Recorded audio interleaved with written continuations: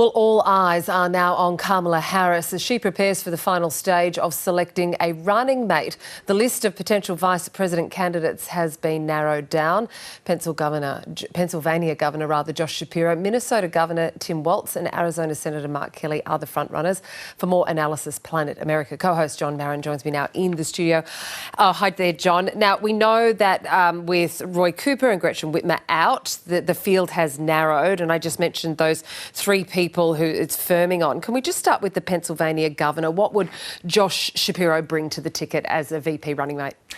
It all depends on what you're looking for in a running mate, and it seems that Kamala Harris, as seeking to become the first female president of the United States and as a woman of colour, that to balance the ticket in a demographic sense, she's looking for a white male. So the short list is all white males. When she looks at comparing Josh Shapiro to Walz or Kelly, she's thinking about regional advantages. Josh Shapiro is in his early 50s, so half a generation younger than Kamala Harris, whereas Kamala Harris is often referred to as the female Obama. Josh Shapiro is often referred to as the white Obama or the Jewish Obama. Josh Shapiro is a very charismatic speaker. He's a very compelling figure who attracts currently the support of about 1 in 3 Donald Trump voters in Pennsylvania say, I support Democrat Josh Shapiro. So he's got that bipartisan support because he's more politically moderate. He's in that sort of centre zone where Joe Biden is. Kamala Harris sort of is also seen as sort of slightly left of that centre zone. So politically there's a nice symmetry there between Shapiro and Harris. But Pennsylvania, of course, the Keystone State, could well be the key to this election. If Kamala Harris can win Pennsylvania, there's every chance that she then wins the other 2 Rust Belt states of the Blue Wall, Michigan and Wisconsin, and there's the election right there. So if Josh Shapiro can just bring her 2 or 3 points extra in Pennsylvania, it's very good news for Kamala Harris. OK, so then why would she potentially choose Kentucky Governor Andy Beshear over Shapiro then? Well, Andy Beshear, whole other set of dynamics. Andy Beshear being the Democratic state of a deeply Republican, Democratic governor of a deeply Republican state in Kentucky, he brings Southern credibility. He's a Democrat who can win the votes of white conservative Southerners, as well as keeping the support of black centrist and progressive Southerners. So he's been able to assemble a coalition in the South that won't see Democrats win Kentucky in November, but could make Democrats winning neighbouring southern states like Georgia and North Carolina more possible. So the calculation will be, just as Shapiro maybe wins you the Rust Belt in the North and Midwest, then maybe Andy Beshear wins you some of these Sunbelt southern states. So that will be one of those things they're polling very heavily on right now to try and figure out, does it shift us 2 points, 3 points, 5 points, enough to win this state simply by putting this person on the ticket? So he's more of an outlier when you look at, say, US Senator Mark Kelly of Arizona or Minnesota Governor Tim Walz.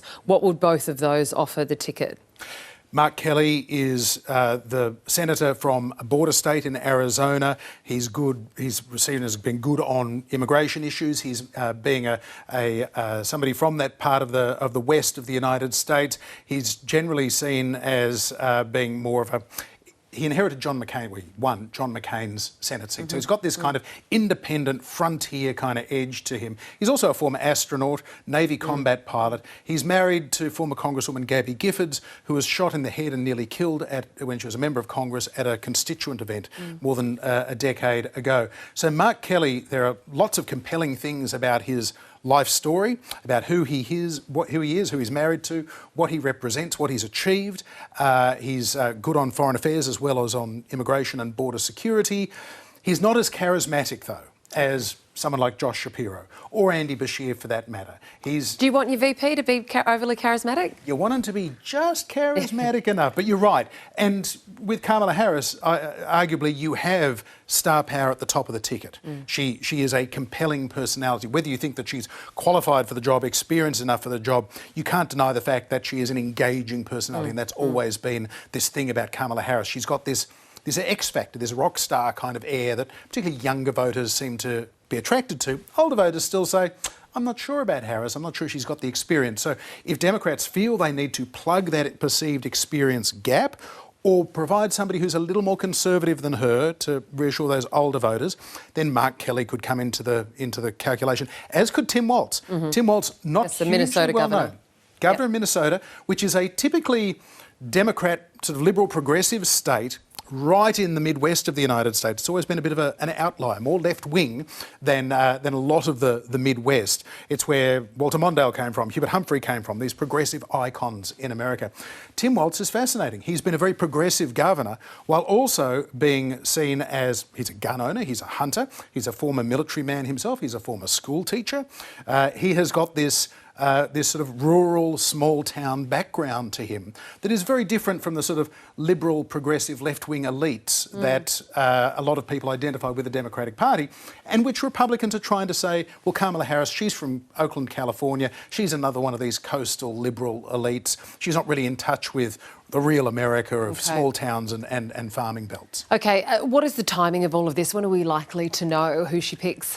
Well, we have until Tuesday night US time, early Wednesday our time, before the VP pick of the VP is going to be paraded at the first rally. That first rally is going to be held in Philadelphia in Pennsylvania. Some are saying, well, there's a giveaway. Yeah. Maybe it is Josh Shapiro. It would seem weird to say, hello, Philadelphia.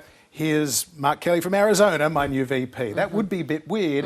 But then again, Pennsylvania is important no matter who the VP is. Correct. They have to win it. Yep. So prioritising it and its 19 electoral college votes does make sense. So typically, they'll allow a little bit more speculation over the next day or two. There might be a leak on Sunday or Monday. But there will be a formal announcement ahead of time, and there are security considerations. There are all sorts of reasons why at some point you have to just come clean and say, this is who it's going to be, because, you know, we need to get the announcement done. Yeah, for sure. I did have you on ostensibly to talk about the VP running mate, but it would be remiss of me not to talk about what we just saw in the United States and Kamala Harris and Joe Biden there welcoming home those freed US citizens in that prisoner exchange deal. What do you think this is going to do for her campaign? So interesting, Kath. I don't know, but if this had been a month ago, I don't think Kamala Harris would have been the first person waiting to greet these returned hostages.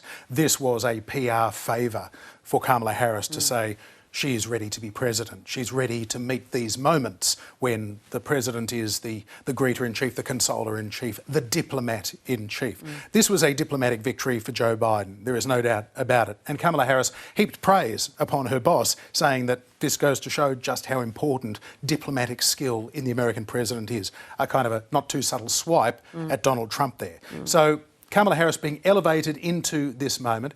This in itself isn't a huge story. It hasn't been a huge story in the United States.